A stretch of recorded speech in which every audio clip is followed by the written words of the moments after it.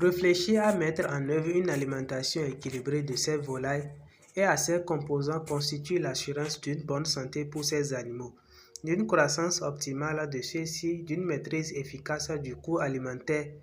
Ceux-ci représentent près de 70% du coût de production et de la qualité finale des produits, viande ou œufs. Un éleveur peut faire plusieurs choix. Fabriquer l'aliment à la ferme, acheter un aliment complet auprès de professionnels de l'alimentation, acheter un complément auprès de professionnels de l'alimentation à mélanger à ses propres matières premières. Cette démarche est une pratique courante chez nous en élevage de poulets standard. Le from cultivé à la ferme est mélangé à un complément spécifique et nutritionnel adapté. Avant de faire un choix, il est conseillé de bien appréhender les différents enjeux de l'alimentation des volailles. Cette vidéo se propose donc d'expliquer de manière simple pourquoi la conduite alimentaire en production avicole doit être bien réfléchie et combien elle est complexe. Alors bonjour et bienvenue sur la chaîne Les Animaux d'Élevage. Ici nous partageons des astuces simples, gratuites et efficaces qui vous permettront de booster votre productivité en élevage quel que soit votre niveau. Si vous appréciez cette immersion à l'alimentation de la volaille, abonnez-vous à la chaîne Les Animaux d'Élevage et likez la vidéo pour permettre à l'algorithme YouTube de considérer la vidéo et de la proposer à d'autres personnes. L'aliment représente de 55 à 70% du coût de production d'une volaille. Une alimentation appropriée peut être dès lors considérée comme nécessaire pour exploiter pleinement le potentiel génétique de croissance ou de production d'œufs et est importante pour la santé et le bien-être des animaux. Des carences en protéines ou en énergie ainsi qu'en vitamines ou minéraux réduisent la productivité et les mécanismes de défense contre les agents pathogènes ou les facteurs environnementaux défavorables. Ces carences peuvent également réduire le bon fonctionnement physiologique de l'animal. Cette immersion à l'alimentation de la volaille sera présentée sur 6 chapitres. Un mot sur l'anatomie du tube digestif et la physiologie digestive des volailles, les apports nutritifs essentiels, la question des protéines et du soja, la conduite et la formulation alimentaire, l'étiquetage des aliments composés pour animaux. La physiologie digestive et l'anatomie permettent de mieux comprendre les enjeux de l'alimentation des volailles. Pourquoi nourrir au plus vite les poussins? Le besoin de fournir de petits cailloux grit, l'importance des acides aminés, de l'eau, des minéraux et des vitamines. Le tube digestif est très court. Les volailles ont une faible capacité de digérer la cellulose, les fibres et autres hydrates de carbone complexes par rapport aux ruminants. Le tube digestif est plus léger et plus court par rapport aux espèces monogastriques. Conséquence, la nourriture y circule plus vite et doit donc être vite assimilée et très digestible. L'appareil digestif des volailles se distingue de celui des mammifères, notamment par son développement précoce. À l'éclosion, il représente 25% du corps corporel contre 5% à 8 semaines. Il est caractérisé par une activité motrice importante, 4 à 5 contractions par minute. Il est dès lors important de veiller à ce que les poussins, dès leur arrivée dans l'élevage, consomment rapidement de l'aliment. La palpation du jabot est effectuée pour vérifier si le poussin a bien consommé. Contrairement aux mammifères, on observe un reflux au départ du duodénum avec un échange dans les deux sens entre intestin grêle et proventricule, voire le jabot. Le jabot est un renflement de l'œsophage. Il stocke les aliments qui s'y ramollissent. L'estomac qui se positionne après le jabot est constitué de deux parties. Un estomac biochimique, production d'enzymes et de HCl, le proventricule et l'estomac mécanique, le gésier, de l'importance des petits cailloux ou écailles d'huîtres broyés dans l'alimentation. Une autre caractéristique des volailles est son gros intestin qui est très court. Son rôle repose sur la réabsorption de l'eau. Le plumage constitue un isolant thermique et une barrière physique aux agressions extérieures. Il est un bon indicateur de la santé. Une des raisons de piquage entre animaux peut être issue d'un manque d'acides aminés soufrés. Les acides aminés seront développés au point 3. Les apports nutritifs essentiels. Pour appréhender les équilibres alimentaires, connaître précisément les besoins des volailles constitue une base indispensable. Ces besoins s'établissent en fonction des espèces et des phases d'élevage, démarrage, croissance, finition. Ils sont définis scientifiquement et maîtrisés par les nutritionnistes. Le choix des matières premières et autres produits tels que les prémices sont ensuite fixés. L'énergie nécessaire pour l'entretien, la croissance ou la production d'œufs. Elle est mesurée en unités de chaleur ou calories. L'énergie métabolisable est utilisée pour équilibrer la ration alimentaire. Elle représente la part de l'énergie brute de l'aliment qui n'est pas éliminée dans les fientes, l'urine ou dans les gaz exhalés et qui est utilisée pour la croissance ou la production d'œufs et l'entretien. L'énergie est principalement apportée par l'amidon des céréales telles que le maïs, le blé, le triticale, le mil, le sorgho. Les céréales constituent la fraction la plus importante dans les aliments des volailles, dont elles peuvent représenter jusqu'à 75 voire 80%. Riches en amidon, elles représentent une source d'énergie intéressante. Leur teneur en protéines est relativement faible, 8 à 12%, et ne permet pas de couvrir les besoins d'animaux. Les protéines nécessaires pour la formation des muscles, des plumes des œufs et la régénération des cellules et toutes les réactions chimiques nécessitant les enzymes. Elles sont composées principalement d'acides aminés dont les proportions sont spécifiques à chaque protéine. Elles sont aussi toujours composées de carbone, d'hydrogène et d'azote, de soufre et phosphore pour certaines. Importance des acides aminés. Contrairement aux glucides et aux lipides, ils ne peuvent être stockés par l'organisme. Tous les acides aminés en excès sont éliminés. On parle d'acides aminés essentiels en nutrition des volailles car celles-ci ne sont pas capables de synthétiser l'essentiel des acides aminés. À ce niveau, on distingue trois groupes. Les acides aminés essentiels qui ne peuvent être synthétisés par le métabolisme de l'animal et proviennent donc uniquement de l'alimentation.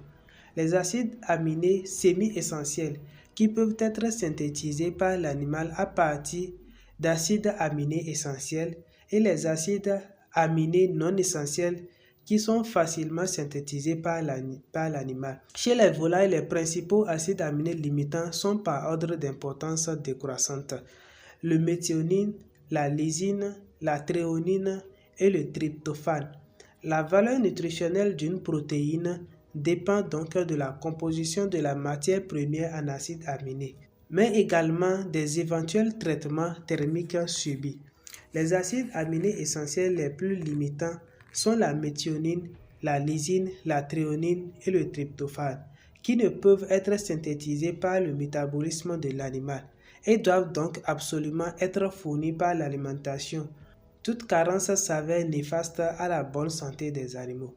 Quel que soit le stade physiologique, le stade de croissance ou l'âge, un profil d'acide aminé optimal doit être respecté afin de soutenir une croissance optimale. Ce profil s'appelle ratio idéal ou protéine idéale. La notion d'acide aminé digestible intervient dans la formulation des rations alimentaires. Elle est importante à appréhender afin d'optimiser l'apport d'acides aminés et éviter le rejet dans l'environnement. De manière générale, connaître la digestibilité des nutriments d'un aliment permet de mieux appréhender son efficacité nutritionnelle, conditionnant performance et bien-être animal. Pour les jeunes animaux, une attention particulière doit être apportée aux carences en lysine. Quelle que soit la souche de volaille et le contexte de l'élevage, des équilibres nutritionnels précis doivent être respectés en phase de démarrage, 0 à 28 jours. De ce fait, l'alimentation du poussin via un aliment nutritionnellement conçu par des professionnels est pratiquement incontournable. Les hydrates de carbone, composant majeur des aliments et principale source d'énergie, à associer surtout aux polysaccharides, dont les plus courants sont entre autres l'amidon et la cellulose. L'amidon étant le constituant principal des graines et des racines de céréales.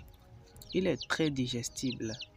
Les parois des végétaux sont le plus souvent essentiellement constituées de cellulose, constituant indigestible, mais intéressant en petite quantité de fibres car elles régulent le transit intestinal et assurent une consistance adaptée au bolus intestinal.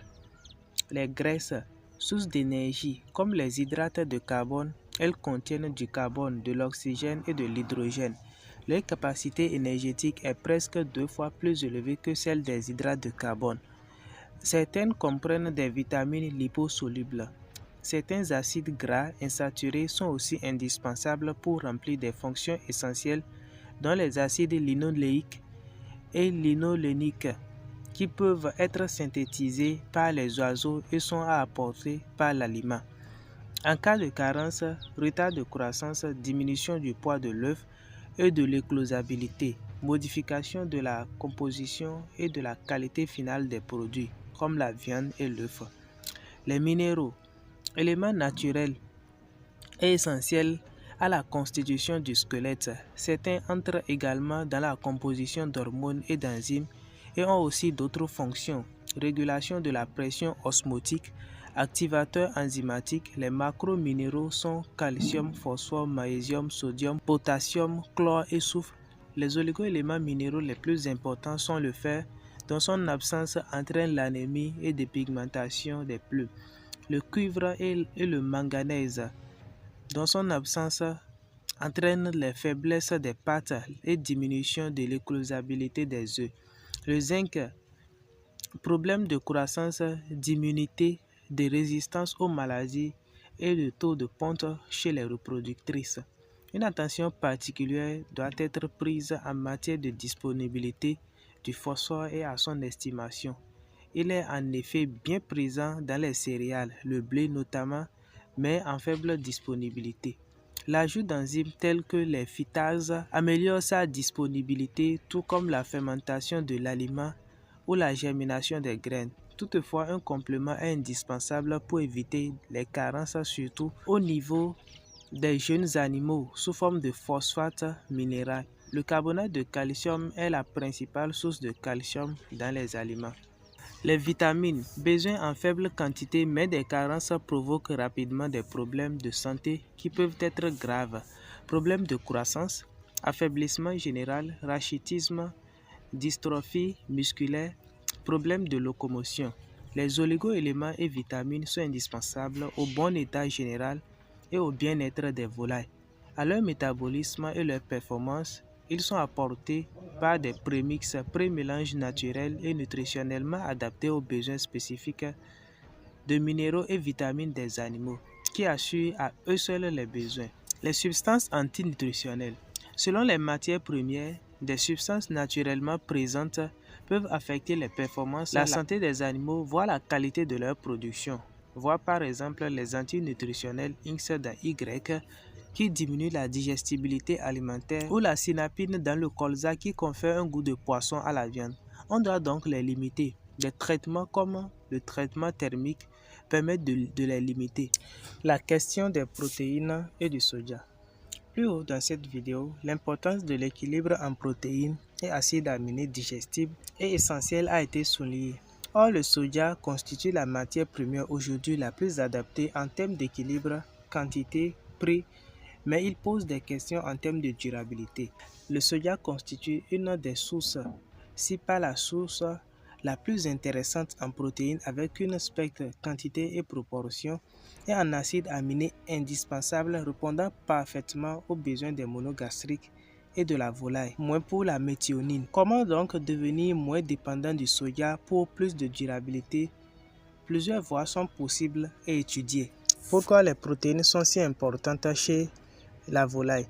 Les protéines servent à construire les muscles, poulet de chair, produire les œufs, albumin surtout, développer les plumes, renforcer l'immunité. Ce n'est pas seulement la quantité de protéines qui compte, mais surtout la qualité en acides aminés, comme nous l'avions dit, lysine, méthionine, thréonine. Le soja, la meilleure source végétale de protéines. Le soja est la référence mondiale en alimentation animale. Pourquoi? Parce que le soja contient 44 à 48% de protéines, surtout le touto de soja, très riche en lysine, bonne digestibilité, profil équilibré en acides aminés. C'est pour cela que presque toutes les formules modernes contiennent du soja. Le taux de protéines recommandé chez le poulet normalement que ce soit pour les poulets de chair, il faut prendre pour le démarrage 21 à 23%, croissance 19 à 21%, finition 17 à 19%. Pour les pondeuses, en croissance poulette 16 à 18%, ponte 16 à 18%. Vous pouvez voir des formules qui ne respectent pas ces taux de protéines, mais ce n'est pas un problème. Le plus important, c'est que les besoins de l'animal dans la plupart du cas soient couverts. Si les besoins de l'animal dans la plupart du cas sont couverts déjà, vous allez constater que vos animaux vont donner ce que vous voulez, et que ce soit pour la chair ou bien pour les œufs. Donc ne trouvez pas d'autres formules et commencez pas à dire que le taux normal c'est comme ça, alors pourquoi ça ne respecte pas? Non. Même si le taux normal ne respecte pas, si la formule couvre déjà les besoins des animaux, c'est déjà le plus important. Les limites du soja. Même si le soja est excellent, il est souvent cher. Il contient des facteurs antinutritionnels s'il n'est pas bien torréfié ou toasté. Dépendance économique également sur le marché international. Peut-on remplacer le soja? C'est une question qu'on se pose. Oui, partiellement. En Afrique de l'Ouest, on peut combiner touteau d'arachide, touteau de coton, pois d'Angole, farine de poisson, drèche de brasserie. Mais aucune source végétale locale n'a un profil aussi équilibré que le soja. Il faut souvent ajouter lysine et méthionine de synthèse pour équilibrer. Ce n'est donc pas le pourcentage de soja qui compte, mais l'équilibre en acides aminés. Beaucoup mettent trop de soja et augmentent inutilement le coût. Donc, veuillez tenir compte de ces facteurs.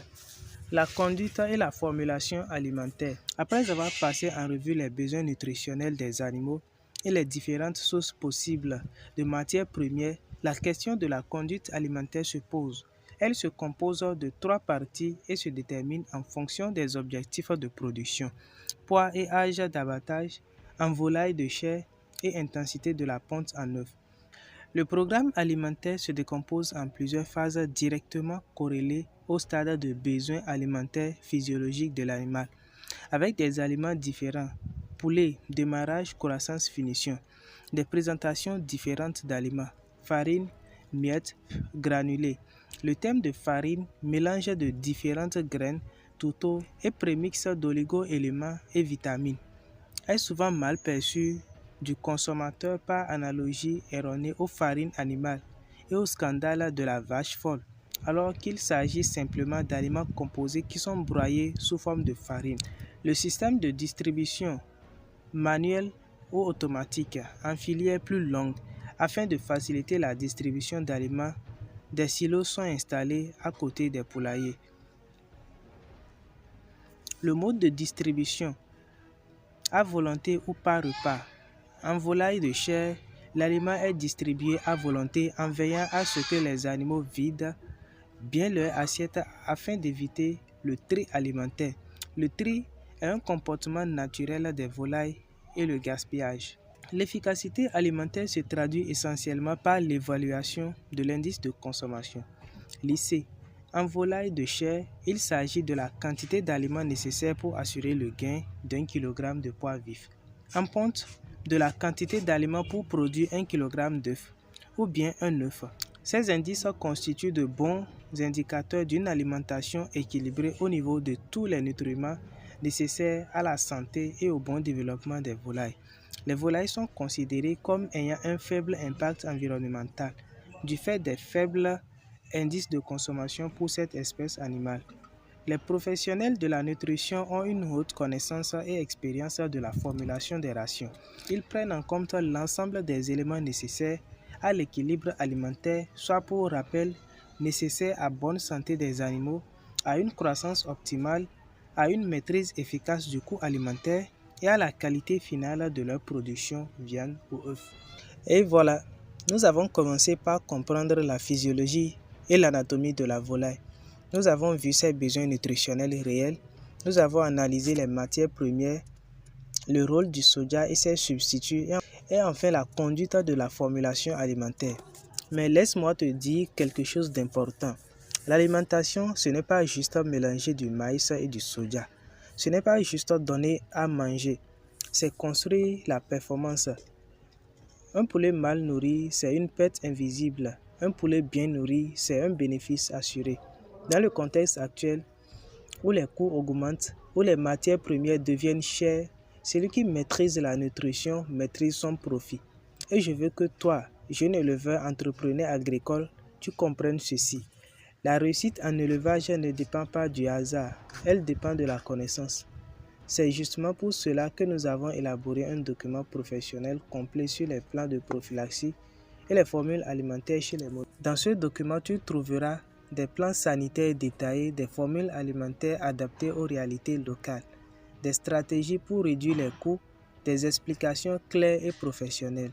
Si tu veux passer de l'élevage approximatif à l'élevage stratégique, écris-nous directement sur WhatsApp plus 229 01 91 09 04 50. Nous t'accompagnons parce que notre objectif n'est pas seulement de faire des vidéos, c'est de former des producteurs solides. Si cette vidéo t'a apporté de la valeur, si tu as appris quelque chose aujourd'hui, alors laisse un like, partage à un éleveur qui en a besoin, abonne-toi pour ne rien manquer. Et surtout, merci du fond du cœur d'être resté jusqu'à la fin. Votre soutien nous motive à produire du contenu encore plus puissant pour l'agriculture et l'élevage en Afrique. On se retrouve dans la prochaine vidéo. Restez bénis et restez productifs.